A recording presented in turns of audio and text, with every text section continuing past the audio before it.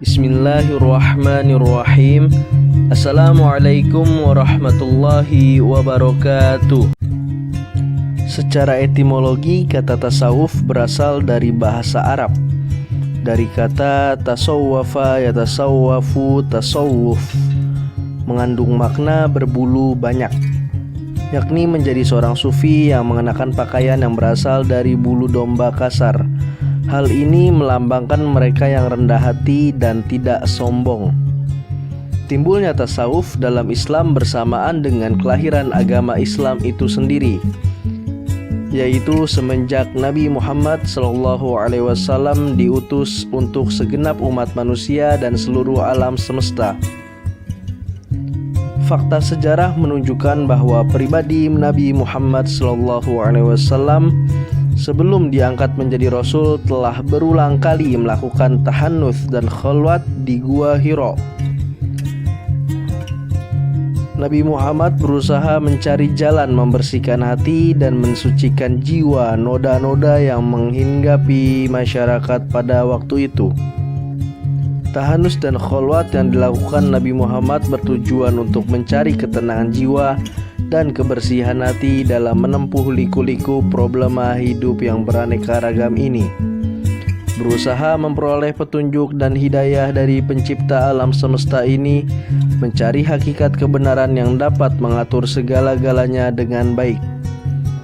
Dalam situasi yang sedemikianlah Nabi Muhammad menerima wahyu dari Allah Subhanahu wa Ta'ala yang penuh berisi ajaran-ajaran dan peraturan-peraturan sebagai pedoman untuk umat manusia dalam mencapai kebahagiaan hidup di dunia dan di akhirat.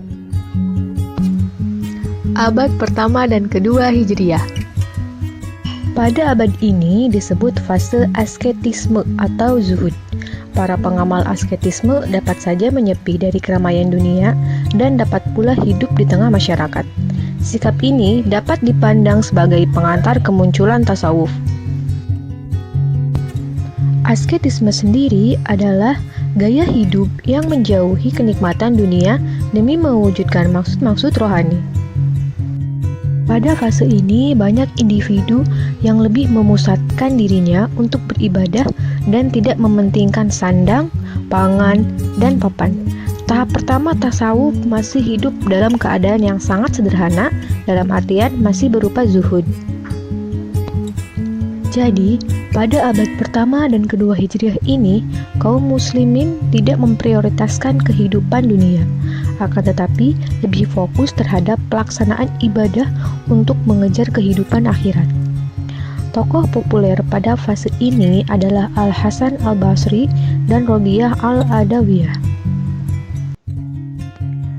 Abad ketiga dan keempat Hijriah. Pada abad ini mulai terjadi peralihan dari fase asketisme ke fase sufisme. Para kaum sufi mulai memperhatikan aspek-aspek psikologis dalam rangka pembentukan perilaku hingga tasawuf menjadi ilmu akhlak keagamaan. Pada abad ini, fokus konsentrasi para sufi adalah hal-hal yang berkaitan dengan jiwa dan tingkah laku. Perbincangan para sufi sudah mulai meningkat pada persoalan bagaimana jiwa yang bersih itu, apa itu moralitas, dan bagaimana pembinaannya, serta perbincangan masalah kerohanian lainnya. Tasawuf berkembang menjadi ilmu moral keagamaan. Pada tahap ini, tasawuf identik dengan akhlak. Secara konseptual tekstual, lahirnya sufisme barulah pada periode ini. Sedangkan sebelumnya hanya berupa pengetahuan perorangan atau semacam langgam keberagamaan. Sejak kurun waktu itu, sufisme berkembang terus ke arah penyempurnaan dan spesifikasi terminologi seperti konsep intuisi, jauh, dan al-khasyah. Kepesatan perkembangan ini setidaknya didorong oleh 3 faktor penting. Pertama, karena gaya kehidupan yang glamor profanistik dan corak kehidupan materialis konsumeris yang diperagakan oleh sebagian besar penguasa negeri yang segera menular di kalangan masyarakat luas. Kedua, timbulnya sikap apatis sebagai reaksi maksimal terhadap radikalisme kaum Khawarij dan polaritas politik yang ditimbulkannya.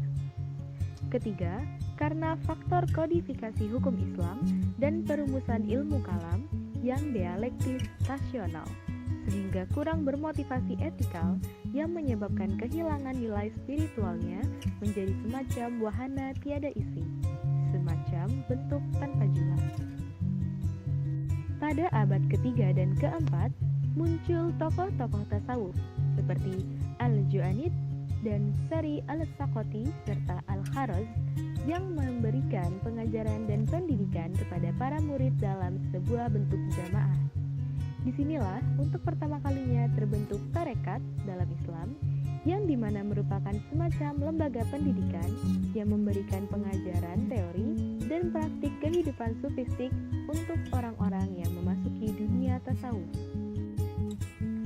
Adapun Al-Surahwardi, pendiri mazhab Isyarokiyah yang memaklumkan dirinya sebagai nabi, hingga fatwa ulama mengatakan ia adalah kafir yang halal darahnya dan berakhir dengan digantung di Aleppo tahun 587 Hijriah.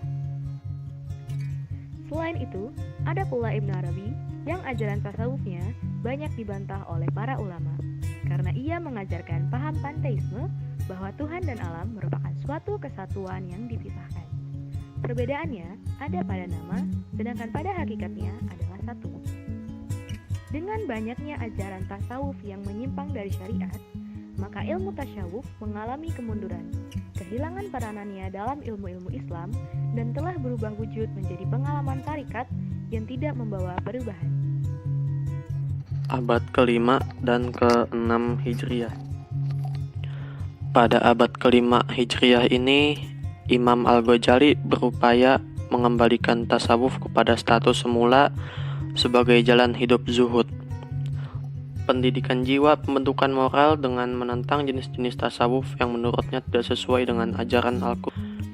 Dia mengajukan kritik-kritik tajam terhadap berbagai aliran filsafat, pemikiran-pemikiran Mu'tazilah, dan kepercayaan batiniah untuk menancapkan dasar-dasar yang kukuh bagi tasawuf yang lebih moderat dan sesuai dengan garis pemikiran teologis Ahlus Sunnah wal Jamaah.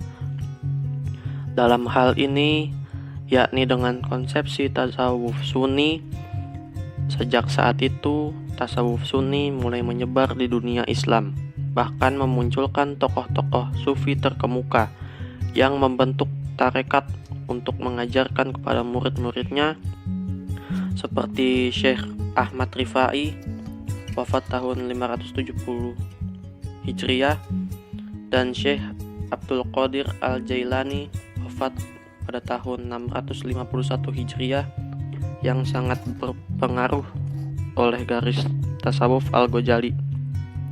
Hingga pada abad ke-6 Hijriah, pengaruh tasawuf Sunni Imam Al-Ghazali sudah menyebar ke seluruh pelosok dunia, dan pada abad ini muncul sekelompok tokoh tasawuf yang memadukan tasawuf dengan filsafat.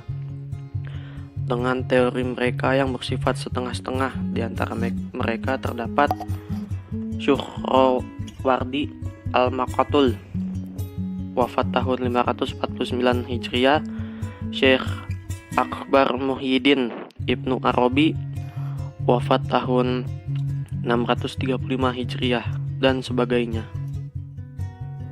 Berikut hasil presentasi kelompok kami. Kami dari kelompok 1 mengucapkan terima kasih banyak atas perhatian teman-teman semua. Kami memohon maaf yang sebesar-besarnya apabila terdapat banyak kekurangan dalam penyampaian materi yang telah kami sampaikan. Wassalamualaikum warahmatullahi wabarakatuh.